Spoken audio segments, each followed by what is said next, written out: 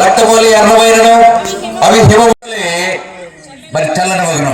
అది దేవుడు తిరుగుబాటు చేసిన మానవులను ఆయన పిలిచిన వాడుకుంటున్నాడు సమాధాన పరుచుకుంటూ కొరకాయి. అయినా కానీ మానవులు ఏమాత్రం కూడా ప్రభు దేవుని దగ్గరకు రాలేని పరిస్థితి. అందుకని ఇంకొక మాట ఏం రాయబడిందంటే 19వ వచనంలో, మీరు సమ్మతించి నా మాట వినని ఎడల భూమి యొక్క మంచి పదార్థములను, అది దేవుని యొక్క ఉద్దేశం. ఇంకొక మాట కూడా నాడు 20వ వచనంలో, మీరు సమ్మతింపకపోతే మీరు తిరుగుబాటు చేస్తే ఏమొస్తుందంట? నిశ్చయముగా చాలా భయంకరమైన పరిస్థితి మానవులకు కలిగేది కాబట్టి అందుకని ఆయనకి ఏమని పేరంటే సమాధానకర్త. మానవులు దూరం అయిపోయారు, రండి మన వివాదము తీర్చుకుందాము. అందుకని కొత్త నిబంధనలో ప్రభు ఒక మాట సెలవు ఇచ్చారు, ప్రయాసపడి భారం మోసుకుంటున్న సమస్త జనులారా నా యొద్దకు రండి, నేను మీకు విశ్రాంతి, మీ పాపములను క్షమిస్తాను అని ప్రభు ఆయన పిలిచిన వాడుకుంటున్నాడు. దూరమైపోయిన పరిస్థితి, దేవుడు సమాధానం కలగాలని కోరుచున్నాడు. అలాగున కోరి చివరికి వచ్చిన ఎవరైతే ఆయన సమీపించారో ఆ మానవుల యొక్క జీవితంలో రెండవదిగా ఎలాంటి దేవుడు అని బైబిల్లో రాయబడిందంటే చూడండి, రెండవదిగా ఆయన బేతేలు దేవుడు అనే అనుభవంలో ఎలాంటి దేవుడు బైబిల్లో రాయబడింది చూడండి. యెషయా గ్రంథం 65వ అధ్యాయం 16వ వచనం. యెషయా గ్రంథం 65వ అధ్యాయం 16వ వచనం. దేశములో తనకు ఆశీర్వాదము కలగవలనని కోరువాడు నమ్మదగిన దేవుడు తన్ను ఆశీర్వదింపవలనని. చాలు. ఏ దేవుడు అంటే రెండవదిగా ఆయన బేతేలు దేవుడు. బేతేలు దేవుడు అనేది మొదట ఏ దేవుడు? ఆయన సమాధానకర్తయగు దేవుడు. తిరుగుబాటు చేసిన మానవులను తనతో సమాధాన పరచుకున్న వాళ్ళని వారిని ఎంతో ప్రేమతో ఆయన పిలిచిన వాడుకుంటున్నాడు. రండి మన వివాదము తీర్చుకుందాము. ఆ తర్వాత ఏ దేవుడు అంటే నమ్మదగిన దేవుడు. నమ్మదగిన దేవుడు. అందుకనే ఒక పాట ఉంది, నమ్మదగిన దేవా నిన్న నేడు నిరతము, నమ్మదగిన దేవా నిన్న నేడు నిరతము, ఏకరీతిగానున్నా నిన్ను నేను కొలుతును, ఏకరీతిగానున్నా నిన్ను నేను కొలుతును.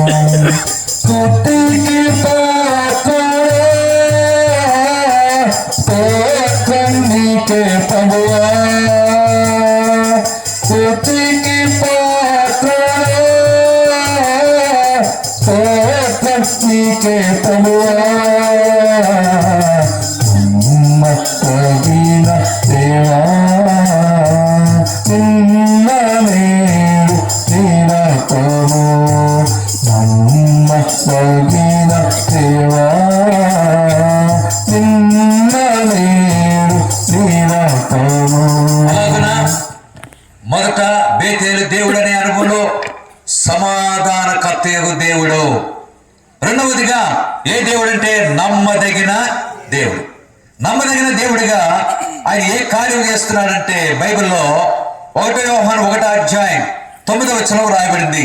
1 యోహాను 1:9లో మన పాపములను మనం ఒప్పుకొని ఆయన నమ్మదగిన వాడును నీతిమంతుడు గనక ఆయన మన పాపములను క్షమించి సమస్త దుర్నీతి నుండి మనల్ని పవిత్రులుగా కనుక నమ్మదగిన దేవుడు నీతిమంతుడు.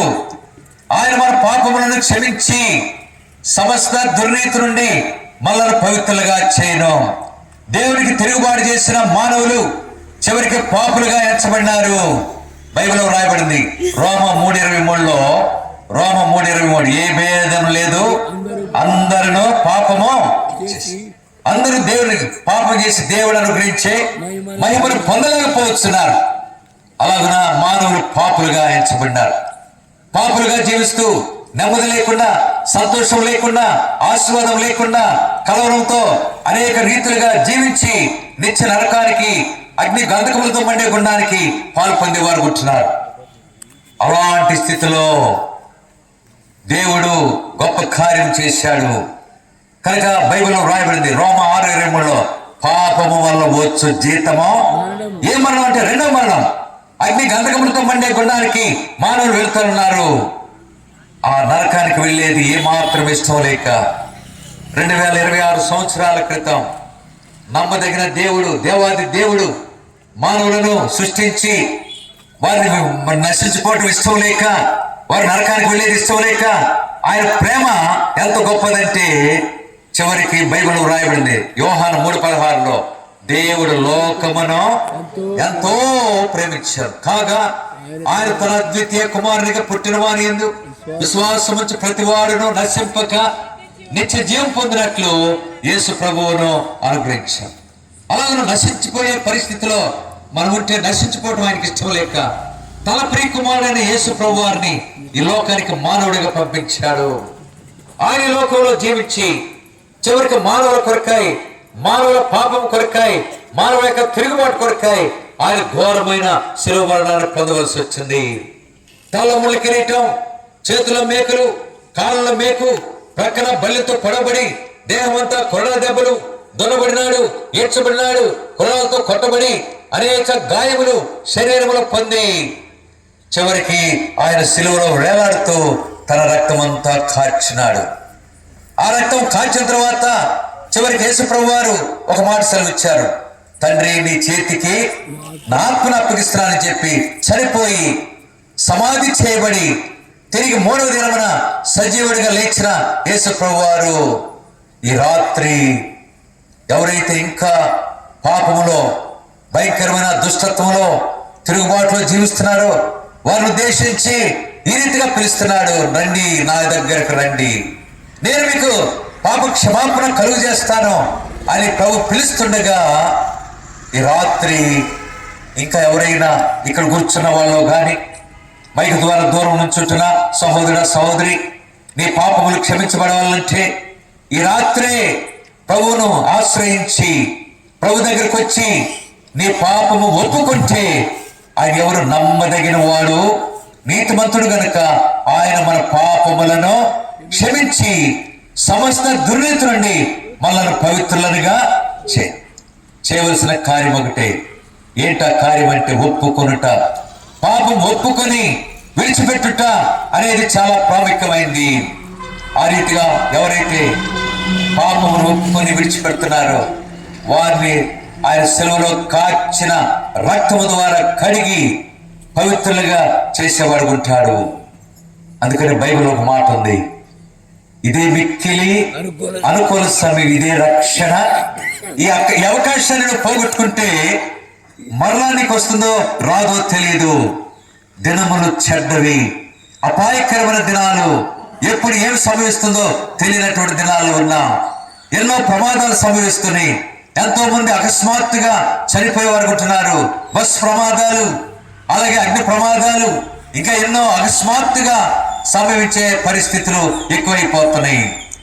కనుక మరణ దినం అనేది ఎప్పుడు వస్తుందో తెలియదు.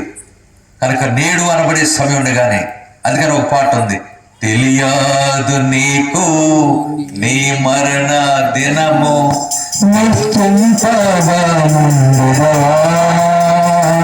ఈ రాత్రి ప్రభు నీ పాపమును క్షమించుకోవటై ఆయన నీ దగ్గర నుంచి ఏమి కోరట్లేదు, ఏమి అడగట్లేదు, కానీ ఒక్కటే అడుగుతున్నాడు. ఏంటది? నీ చెడిపోయిన హృదయం. హృదయం అన్నిటికంటే మోసకరమైనది, అది ఘోరమైన ఆ చెడిపోయిన పాపంతో నింపబడిన హృదయాన్ని ప్రభు అడుగుతుండగా నీ హృదయాన్ని ప్రభుకి. అందుకని ప్రభు అంటున్నాడు, దేవుడు అంటున్నాడు, నా కుమారుడా, నా కుమారి, నీ హృదయము నాకెమ్మని అడుగుతుండగా ఆ హృదయాన్ని ప్రభుకిస్తే ఆ హృదయంలో ఉన్న చెడుగంతా, పాపమంతా ఆయన శిలువ రక్తం ద్వారా కడిగి శుద్ధీకరిస్తారు. ఒకవేళ ఈ అనుభవం నువ్వు జీవితంలో కలిగి ఉండకపోతే ఇప్పుడే పాడుకున్నాం, తీర్పు నీ కొరకే వేచి ఉన్నది, రాబోయే తీర్పు ఉగ్రత అనే పరిస్థితిని ఎదుర్కోవాలి. ఆ దినాన్ని నువ్వు తప్పించుకోలేవు. అందువల్ల ఆ దినాన్ని తప్పించుకోవాలంటే నేడు అనబడే సమయం ఉండగానే, ప్రభువా నేను పాపిని, నన్ను రక్షించు, నీ రక్తం ద్వారా నన్ను కడుగు, నా హృదయంలోనికి రమ్మని ప్రభువును వేడుకుంటే ఆయన నీ పాపములు క్షమించి తన రక్తం ద్వారా కడిగి శుద్ధీకరించి నీ హృదయంలో ప్రవేశిస్తాడు. ఇది చాలా అవసరమైన లక్షణం. కనుక ఏ దేవుడైనా బేతేలు దేవుడు, రెండవదిగా నమ్మదగిన దేవుడు. మొదటి దేవుడు సమాధానకర్త దేవుడు, రెండవదిగా నమ్మదగిన దేవుడు. ఆ తర్వాత చూడండి, యెషయా గ్రంథం 54వ అధ్యాయం 10వ వచనంలో ఆయన ఏ దేవుడు వ్రాయబడింది. యెషయా 54 10వ వచనం, పాత నిబంధనలో 615 చివరి లైన్లో వ్రాయబడింది, అని నీ యందు జాలిపడు యెహోవా సెలవిస్తున్నాడు. కనుక మూడవదిగా బేతేలు దేవుడు ఏ దేవుడు అంటే జాలిపడే దేవుడు. జాలిపడే దేవుడు కనుక మన జీవితాల్లో ఆయన జాలి పడుతున్నాడు. అనేకులు ఎలాంటి స్థితిలో ఉన్నారంటే, బైబిల్లో ఒక వ్యక్తి మీద సమరయుడు జాలి పడినాడు. ఎవరా వ్యక్తి అంటే లూకా సువార్త 10వ అధ్యాయంలో 34వ వచనం రాయబడింది. ఆ సమరయుడు అతను చూచి అతని మీద జాలిపడి, ఎవరా వ్యక్తి? యెరూషలేము నుంచి యెరికో పట్టణానికి ప్రయాణం చేసి వెళుతున్నాడు. మార్గంలో దొంగల చేత కొట్టబడి ఎలాగ విడిచిపెట్టబడినాడంట? కొర ప్రాణముతో. దొంగల చేత కొట్టబడి కొర ప్రాణంతో విడిచిపెట్టబడినాడు. అలాంటి స్థితిలో అంతకుముందు యాజకుడు వచ్చాడు, చూచి చూడనట్లు వెళ్ళిపోయాడు. ఆ తర్వాత లేవీయుడు ఒకడు వచ్చాడు, ఆ వ్యక్తి కూడా చూచి చూడనట్లు వెళ్ళిపోయాడు. అయితే ఒక మంచి సమరయుడు వచ్చాడు, చూచి చూడనట్లు వెళ్ళిపోలే. అతను వాహనం దిగి ఆ వ్యక్తి దగ్గరకు వచ్చి ద్రాక్షారసము నూనె పోసి అతని గాయములు కట్టి, ఆయన మా వాహనం మీద అతన్ని, ఆ దొంగల చేత కొట్టబడిన వ్యక్తిని ఎక్కించుకుని ఎక్కడికి తీసుకొచ్చాడని రాయబడింది బైబిల్లో? పోటుకోళ్ళవాని ఇంటికి. పోటుకోళ్ళవాని ఇంటికి ఆ వ్యక్తిని జాలిపడిన దేవుడు, బేతేలు దేవుడు పోటుకోళ్ళవాని ఇంటికి తీసుకొచ్చాడు. అక్కడ ఆ వ్యక్తిని గురించి పోటుకోళ్ళ యజమానికి ఏం చెప్పాడంటే, ఈ వ్యక్తిని పరామర్శించము, నీవు ఇంకేమైనా ఖర్చు చేసిన నేను మరలా వచ్చినప్పుడు అది నీకు. అంటే పోటుకోళ్ళవాని ఇల్లు దేని చూచేసిందంటే దేవుని మందిరము. దేవుని మందిరం. ఈనాడు మన జీవితాల్లో జాలి పడిన దేవుడు, దేవుని మందిరం యొక్క అనుభవం ఆయన మనకు అనుగ్రహించిన వాడు ఉంటున్నాడు. రక్షించబడిన ప్రతి ఒక్కరూ ఎక్కడికి వెళ్ళాలంటే దేవుని మందిరానికి వెళ్ళాలి. దేవుని మందిరంలో 4 అనుభవాలు ఉన్నాయి. ఏంటి 4 అనుభవాలు? అపొస్తలుల బోధ, సహవాసము, రొట్టె విరుచుట, ప్రార్థన చేయుట. ఈ 4 ఆధ్యాత్మిక అనుభవాలు ఏ మందిరంలో, ఏ సంఘంలో ఉంటివో ఆ మందిరానికి, ఆ సంఘానికి వెళ్ళడం ద్వారా మన జీవితాలతో ధనికరముగా చేయబడేవిగా ఉంటున్నవి. పోటుకొల్లవాని ఇల్లు అనగా దేవుని మందిరం. దేవుని మందిరంలో ప్రభు రాకడ వరకు మనము కొనసాగవలసిన వారు ఉంటున్నాం. దేవుని మందిరాన్ని విడిచిపెట్టకూడదు. ఎల్లప్పుడూ దేవుని మందిరం యొక్క అనుభవంలో స్థిరంగా నిలిచేవారు ఉండాలి. అలాగున ఆ సహవాసం యొక్క అనుభవంలో ఎల్లప్పుడూ కొనసాగే వారంగా మనం ఉండాలి. ఇది జాలి కలిగిన దేవుడికి ఉన్న లక్షణం. ఆయన మనల్ని కోరుచున్నాడు. ప్రభు రాకడ వరకు ఆ మందిరం యొక్క అనుభవం మనం కలిగిన వారం ఉండాలి. ఇది మూడవది. బేతేలు, ఆ బేతేలు దేవుడనో, ఏ దేవుడైనా బేతేలు దేవుడి యొక్క అనుభవం మొదట సమాధానకర్తయగు దేవుడు, రెండవది నమ్మదగిన దేవుడు, మూడవది జాలి కలిగిన దేవుడు. అలాగున మందిరం యొక్క అనుభవాన్ని మనకు అనుగ్రహించి ఆ సంఘము, ఆ మందిరంలో చిరకాలం దావీదు కోరుకున్నాడు. ఎక్కడ నివసించాలని కోరుకున్నాడు దావీదు? చిరకాలము నేను యెహోవా మందిరములో నివసింపగోరుచున్నాను. చిరకాలము, ఎల్లకాలము ఆయన మందిరములో నివసించటం అనేది ఎంతైనా అవసరంగా ఉంటుంది. ఇది మూడవ అనుభవంగా ఉంటారు. నాలుగవదిగా చూడండి, ఆదికాండం 28వ అధ్యాయం, ఆదికాండం 28వ అధ్యాయం 20-21 వచనాల్లో, 20-21 వచనాలు, ఆదికాండం 28వ అధ్యాయం 20-21 వచనాలు.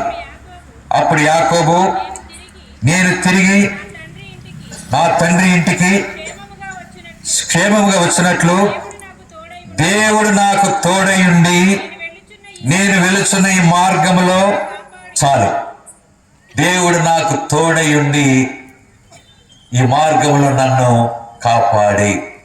కనుక ఇప్పుడు 4వదిగా బేతేలు దేవుడు ఎలాంటి దేవుడు అంటే తోడయుండి కాపాడే దేవుడు. తోడయుండి కాపాడే దేవుడు. మన ప్రయాణంలో మనం ఎక్కడున్నా ఆయన మనకు తోడుగా ఉంటాడు. ఆయన మనల్ని కాపాడేవాడు.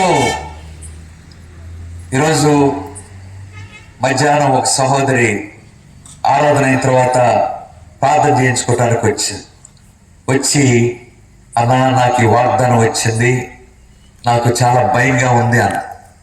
ఏంటా వాగ్దానం అంటే, ఆయన నీ ప్రాణమును కాపాడును, ఆయన నీ ప్రాణమును కాపాడును అంటే ఆమెకు అర్థమైపోయింది ఏంటంటే, ఏదో డేంజర్ ఉందిరా అనుకుంటాను, ఏదో అపాయం ఉంది కనుక నాకేదో ప్రమాదం సంభవించేటట్టుంది, అందువల్ల దేవుడు ఏమిచ్చాడు వాగ్దానం, నాకు ప్రాణమును కాపాడు అంటే ప్రాణానికి ముప్పు వచ్చేటట్టు ఉంది అనుకోండి. ఇంకో భయం కూడా ఉంటుంది కొంతమందికి. వాగ్దానాలు చూసి కొంతమంది అనుకుంటారు నేను చచ్చిపోతానేమో అన్నట్టు కూడా భయపడతారు.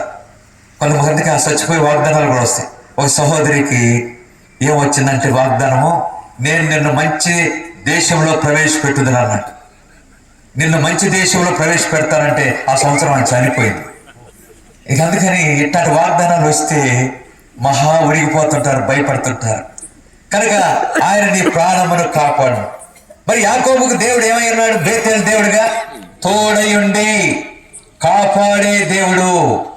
కనుక ఎల్లప్పుడూ కూడా మనకు తోడై ఉండేవాడు. ఇందాక మనం పాడుకున్నాం వాక్యానికి ముందు, మాకు తోడుగా నీ ఉంటివి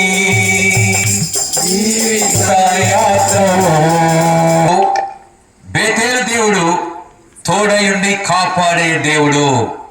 నీ జీవితంలో ఎలాంటి పరిస్థితుల్లో భయాలు, లేకపోతే కలవరంతో కూడా పరిస్థితులు, ఆందోళనకరమైన పరిస్థితులు, ఎన్నో ప్రమాదకరమైన పరిస్థితులు, ఎన్నో అపాయకరమైన మరణకరమైన రోగాలు ఆయన సంభవించినప్పుడు ఆయన నీకు తోడై ఉంటాడు. ఆయన నిన్ను కాపాడుతాడు. ఎంతో మందిని తోడై ఉండి కాపాడిన దేవుడు. ఎన్నో ప్రమాదకరమైన పరిస్థితుల్లో తోడై ఉన్నాడు, కాపాడినాడు. మరి యాకోబుకు దేవుడు తోడై ఉండలేదా? దేవుడు కాపాడలేదా? ఎన్నో పరిస్థితులు సంభవించినాయి. యాకోబు ఒక మాట అన్నాడు, పగలు ఎండకు క్షీణించిపోతేనే రాత్రి వెన్నెలకు. పగలు ఎండ దెబ్బ, రాత్రి వెన్నెల దెబ్బకు క్షీణించిపోయాను. అంతేకాదు ఇంకొక మాట అన్నాడు, నిద్ర నా కనులకు దూరం అయిపోయి. అలాంటి పరిస్థితి అయినా కానీ దేవుడు అతనికి తోడై ఉండి కాపాడిన అనుభవం ఆయన కలిగిన వాడు ఉంటున్నాడు. కనుక బేతేలు దేవుడును అంటే తోడయుండి కాపాడే దేవుడు మన దేవుడు. ఇది 4వ అనుభవం. సమాధానకర్త దేవుడు, నమ్మదగిన దేవుడు, తర్వాత జాలి గల దేవుడు, ఆ తర్వాత తోడయుండి కాపాడే దేవుడు. ఆ తర్వాత చూడండి 5వదిగా ద్వితీయోపదేశకాండం 4వ అధ్యాయం 31 వచనం. ద్వితీయోపదేశకాండం 4వ అధ్యాయం 149, పాత నిబంధనలో 149. నీ దేవుడైన యెహోవా కనికరము గల దేవుడు గనుక నిన్ను చేయవిడుడు, నిన్ను నాశనము చేయి. కనుక 5వదిగా ఏ దేవుడు చెప్పండి? ఏమో ముందుకు వస్తున్నారు మీరంతా, అర్థమవుతుందా మీకు? ఏం చెప్పుకుంటున్నాం మనం? మళ్ళీ అది డౌటే. ఎవరి గురించి చెప్పుకుంటున్నాం మనం? బేతేలు దేవుడు. ఎవరు బేతేలు దేవుడు? సమాధానకర్త దేవుడు, నమ్మదగిన దేవుడు, జాలిగల దేవుడు, తోడయుండి కాపాడే దేవుడు, ఆ తర్వాత కనికరము గల దేవుడు. కనికరము గల దేవుడు, కనికరము గల దేవుడు ఆయన ఎవరిని కనికరిస్తున్నాడు?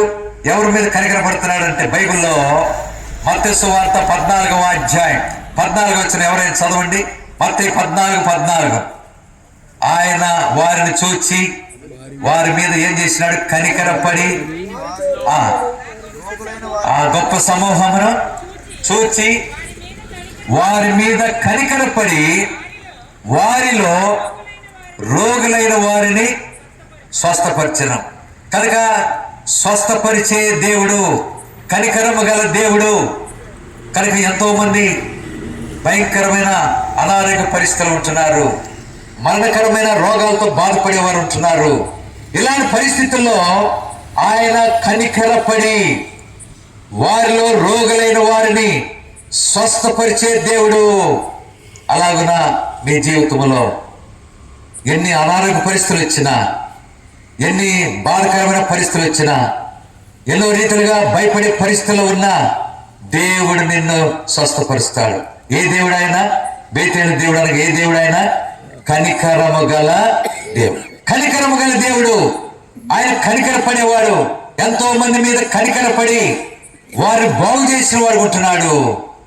ప్రియులారా, ఈ రాత్రి బేతేలు దేవుడు కనికరము గల దేవుడు. నిన్ను బాగు చేస్తాడు, స్వస్థపరుస్తాడు. ఒక ఆయనకు మరణకరమైన రోగం వస్తే స్వస్థపరిచి ఎన్ని సంవత్సరాలు ఆయుష్ ఇచ్చాడు చెప్తారా? 15 సంవత్సరాలు. ఎవరో చెప్పండి. ఆయన హిస్కియాకు మరణకరమైన రోగం వచ్చింది, బాగు చేశాడు, 15 సంవత్సరాలు ఆయుష్ ఇచ్చాడు. మరి దేవుడికి అసాధ్యమైంది ఏమైనా ఉందా?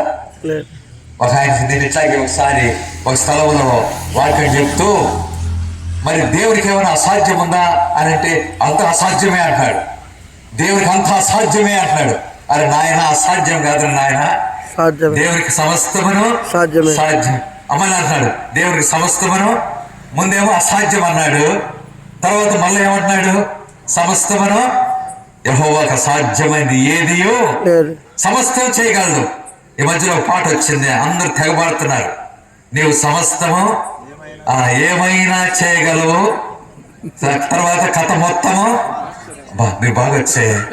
రైట్, మీట్లాంటివన్నీ బలి వస్తే మీకు చాలా సంతోషం. కనుక దేవుడికి స్తోత్రం. ఈ పాటలు బాగా వినండి, బాగా పాడుకోండి. చక్కగా నువ్వు సమస్తము చేయగలవు అని చెప్పి ధైర్యంగా ఉండండి. కనుక ఏ దేవుడు అని చెప్పుకున్నాం ఇప్పుడు మనం?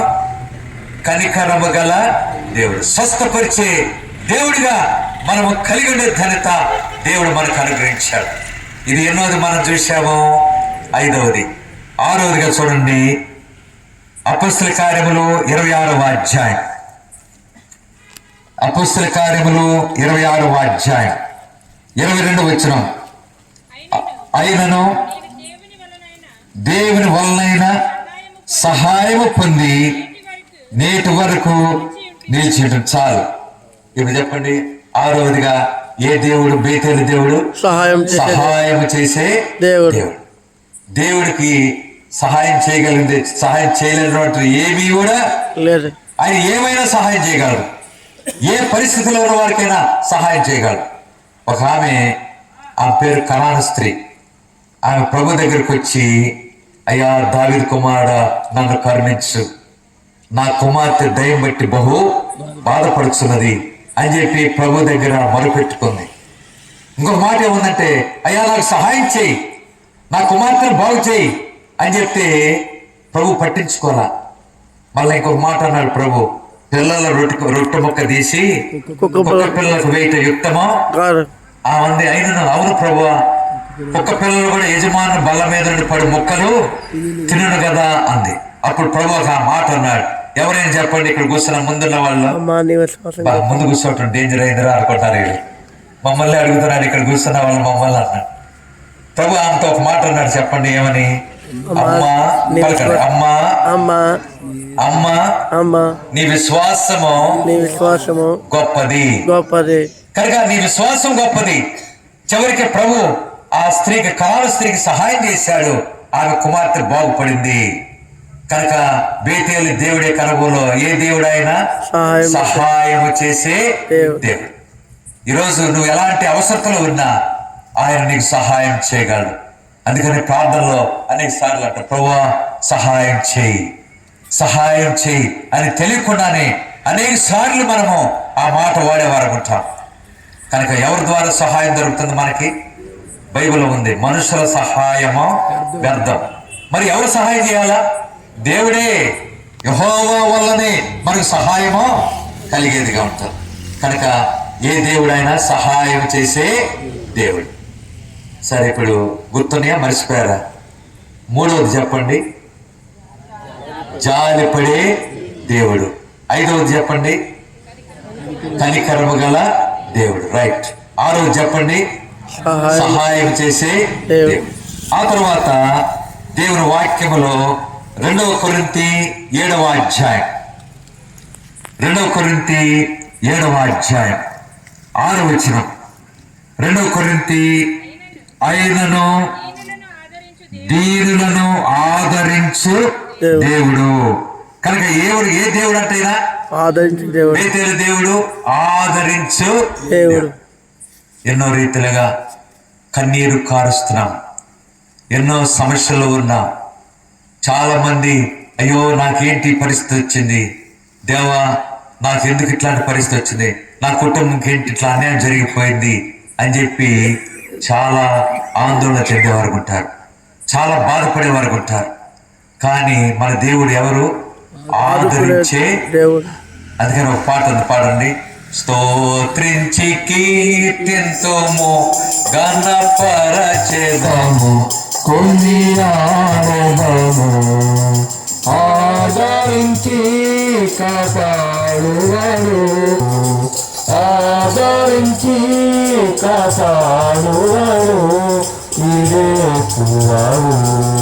స్తోత్రించి కీర్తింతుము. దేవుడు అనేకులను ఆదరించాడు.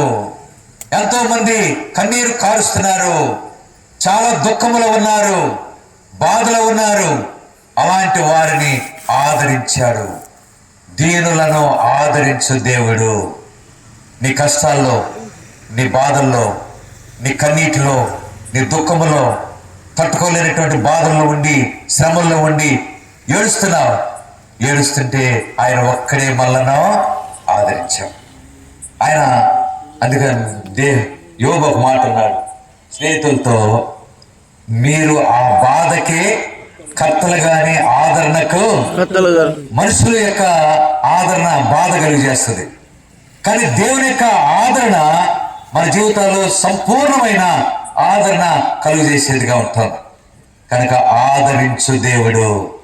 నువ్వు ఏ సమస్యలో ఉన్నావో, ఏ కష్టాల్లో ఉన్నావో, ఏ బాధలో ఉన్నావో, ఎంతో ఏడుస్తున్నావు, అయితే ఆదరించు దేవుడు.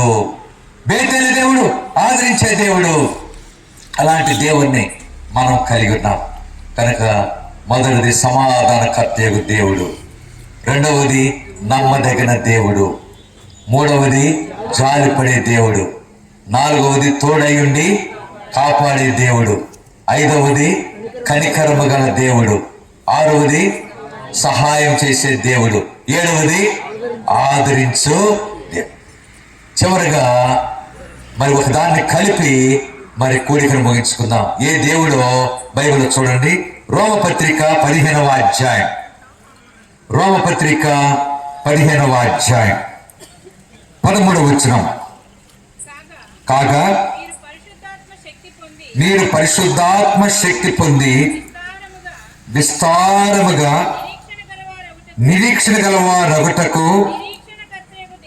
నిరీక్షణ కర్తయగు దేవుడు. చాలు. ఏ దేవుడు అంటే మన దేవుడు నిరీక్షణ కర్తయగు దేవుడు. ఈరోజు మనము ఆయన కొరకై నిరీక్షణతో ఎదురు చూస్తున్నాం. దేని కొరకు నిరీక్షణతో ఎదురు చూస్తున్నాం? ప్రభు యొక్క రాకడ. అందుకనే ఆరాధనలో చాలా మంది ఏమని ఆరాధన చేస్తారు ముగింపులో? ప్రభువా నువ్వు వస్తావు, నేను నువ్వు మధ్యాకాశానికి వచ్చినప్పుడు సిగ్గులేని ముఖంతో నేను చూస్తాను అనే ఏ నిరీక్షణ ఇచ్చావు నాకు? శుభప్రదమైన నిరీక్షణ. శుభప్రదమైన నిరీక్షణ నీవు నాకు అనుగ్రహించావు, దాన్ని బట్టి నేను నిన్ను ఆరాధిస్తున్నానని చెప్పి ఆయన ఆరాధించేవారు వచ్చిన. కనుక ప్రభు వస్తున్నాడు, ప్రభు రాకడ దగ్గర పడింది. అలాగున నిరీక్షణతో ఎదురు చూసే ధన్యత. నిరీక్షణ. బేతేలు దేవుడు నిరీక్షణ కర్తయగు దేవుడు. ఎల్లప్పుడూ నిరీక్షణతో ఎదురు చూస్తున్నాం. నువ్వు ఎప్పుడు వస్తావో, నువ్వు ఎప్పుడు వచ్చినా, నువ్వు అర్ధరాత్రి వచ్చినా, కోడి కూసేటప్పుడు వచ్చినా, తెల్లవారు వచ్చినా, మధ్యాహ్నం వచ్చినా, సాయంకాలం వచ్చినా నేను నిన్ను కలుసుకుంటాను అనే నిరీక్షణ నీవు నాకు ఏం చేశావు? అనుగ్రహించావు. ఆ నిరీక్షణతో నేను ఎదురు చూస్తున్నాను అని చెప్పి ఆ నిరీక్షణతో కనిపెట్టుకునే ధన్యత దేవుడు మనకు. అందుకని మన అంశం ఏంటి? ఆ బేతేలు దేవుడను నేనే. చివరి చెప్పండి. 8వది అంటే కలిపి చెప్పినాను. ఏ దేవుడు? మన దేవుడు నిరీక్షణ కర్తయ్యకు దేవుడు. ఎల్లప్పుడూ నిరీక్షణతో కనిపెట్టుకుందాం. ప్రభు ఎప్పుడు వచ్చినా ప్రభు నిన్ను కలుసుకుంటాను అనే అనుభవంలో నన్ను ఉంచు. ఎల్లప్పుడూ అనుభవంలో కొనసాగునట్లు నాకు సహాయం చేయమని ప్రభువుని అడిగి ఆ రీతిగా మనము కొనసాగాలి. ఆ బేతేలు దేవుడను నేడే. 7 విషయాలు మనం బేతేలు దేవుని యొక్క లక్షణాలు చూశాం. 8వది ఆయన రాకడ కొరకై మనం ఎల్లప్పుడూ సిద్ధపట్టు కొరకై నిరీక్షణకర్తయ్యకు దేవుడనే విషయాన్ని చూశాం. ఈ దేవుని యొక్క అనుభవంలో కొనసాగినట్లు ప్రభువే మనకు సహాయమో చేయండి.